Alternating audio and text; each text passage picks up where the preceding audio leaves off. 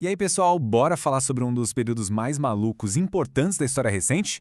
A gente vai desvendar juntos o fim da Guerra Fria, um conflito que moldou o mundo em que a gente vive hoje. Sério, as consequências estão aí até agora.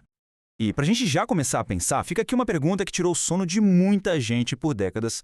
Por que raios os dois países mais poderosos do planeta nunca saíram na mão de verdade, numa guerra declarada? Entender isso é a chave de tudo. Olha só o nosso roteiro de hoje. A gente começa com o mundo dividido, passa pelo medo da bomba atômica, vê os primeiros sinais de que as coisas estavam mudando, chega na famosa queda do muro e termina com o fim da União Soviética. Aí, claro, no final tem um quiz para ver se ficou tudo na ponta da língua. Então vamos lá. Acabou a Segunda Guerra Mundial e paz que nada. O que aconteceu foi que o mundo rachou no meio. Surgiram dois lados, dois blocos gigantes, cada um com um chefão e com ideias que não se bicavam de jeito nenhum. E essa divisão era para valer, tá? De um lado, os Estados Unidos, defendendo o capitalismo, a ideia da liberdade de cada um, do mercado livre. Do outro lado, a União Soviética, com o comunismo, o pensamento no coletivo e a economia toda planejada pelo governo. Basicamente, a missão de cada um era impedir que o outro crescesse e espalhasse suas ideias pelo mundo. E essa briga, essa tensão toda durou, pasmem, 44 anos. Pensa só, é quase meio século.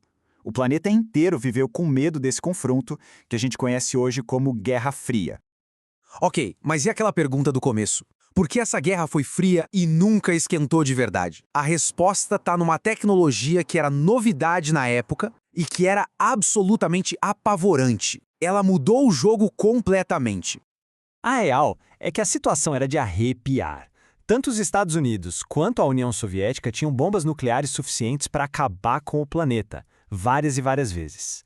Então, uma guerra direta significava o quê? O fim da humanidade. Simples assim. Não ia ter vencedor. A lógica era, se um atacar, o outro revida e todo mundo perde. O que segurou a barra foi justamente o medo de que tudo fosse pelos ares. Só que, nada dura para sempre. Chegando lá para o finalzinho dos anos 80, a União Soviética, que parecia um gigante de ferro por fora, começou a enferrujar por dentro.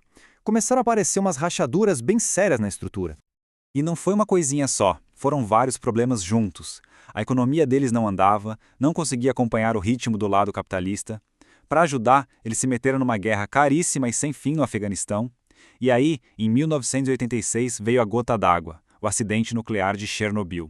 Aquilo foi um desastre que mostrou para o mundo inteiro as falhas de um sistema que já estava em crise.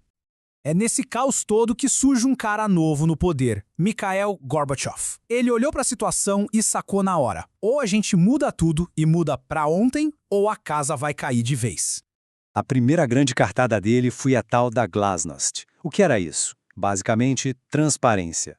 A ideia era deixar o povo falar, deixar a imprensa criticar o governo, botar os problemas na mesa e discutir abertamente. Gente, para a época, isso era uma coisa de outro mundo, uma mudança radical mesmo. Junto com a Glasnost veio a Perestroika, que significa reestruturação. O foco aqui era a economia. A meta era dar uma chacoalhada, modernizar a economia soviética, trazendo até umas coisinhas do sistema de mercado para ver se a coisa andava. Só que essas reformas do Gorbachev acabaram abrindo a porteira, sabe? E um acontecimento numa cidade que era o símbolo da divisão virou o sinal mais claro de que o jogo estava virando para sempre. E aí, o momento mais icônico de todos, no dia 9 de novembro de 1989, o Muro de Berlim caiu. Aquele muro que era o grande símbolo da divisão do mundo, da tal cortina de ferro, simplesmente veio abaixo. As cenas das pessoas dos dois lados se abraçando, comemorando, nossa, aquilo rodou o mundo e deixou claro para todo mundo que o bloco comunista estava desmoronando. Depois que o muro caiu, foi um efeito dominó, uma peça caindo atrás da outra. O controle que a União Soviética tinha sobre os países do leste europeu foi por água abaixo, e a própria União Soviética, ela já estava com os dias contados. E o fim foi super rápido. Em agosto de 91, os comunistas mais radicais tentaram dar um golpe para tomar o poder de volta, mas não deu certo. Dali para frente foi só ladeira abaixo. No dia de Natal daquele ano, o Gorbachev renunciou, e poucos dias depois, a bandeira vermelha da União Soviética foi retirada do Kremlin pela última vez. Era o fim. A URSS tinha acabado. E no lugar da União Soviética, o que surgiu? A Comunidade dos Estados Independentes, ou CEI. Mas um detalhe importante, não era um novo país. Era mais uma espécie de aliança, uma associação entre a maioria das antigas repúblicas que agora eram países independentes. Ufa! Quanta coisa, hein? A gente viu um mundo inteiro se transformar. E agora, que tal um desafio para ver se a matéria tá fresca na cabeça? Chegou a hora do nosso quiz! Bora lá? Vamos começar com uma bem tranquilinha. Quem eram as duas superpotências, os dois chefões da Guerra Fria? Essa foi fácil, né? Estados Unidos e União Soviética. Segunda pergunta. O Gorbachev, aquele líder soviético das mudanças, lançou duas reformas super famosas. Quais eram os nomes delas? Isso aí, perestroika para reestruturar a economia e glasnost para dar mais transparência política. Agora, aquela imagem que ficou para a história. Qual foi o grande evento que virou o símbolo do fim da Guerra Fria? A queda do Muro de Berlim, lá em 1989, um momento que ninguém esquece. Essa é de verdadeiro ou falso, hein? Presta atenção. O fim da União Soviética significou também o fim da Rússia. E aí, é verdade ou mentira? Falso. Muita gente confunde isso. A Rússia era a maior parte da União Soviética e continuou existindo como um país independente, o maior do mundo, aliás. E para fechar o nosso quiz, uma data importante, 25 de dezembro de 1991.